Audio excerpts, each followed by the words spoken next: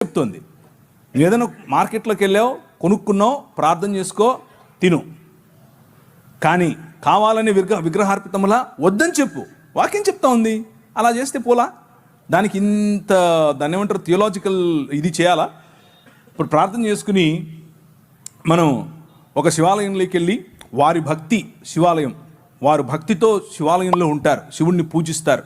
మనం వాళ్ళని అవమానపరుస్తూ అక్కడికి వెళ్ళి ప్రార్థన చేద్దామా? యేసు ప్రభువా, ఈ శివలింగం ఎవరో కాదు, యేసు ప్రభువే అని మనం ప్రార్థన చేద్దామా? అది కరెక్టా? అది వారిని అవమానించినట్లు, మన విశ్వాసాన్ని మనం చాటనట్లు. అలా చేయకూడదు. వీలైనంత వరకు నిక్కచ్చిగా ప్రార్థన చేసుకుని భోజనాన్నైనా దేన్నైనా మనం ప్రభు కోసం చేయాలి.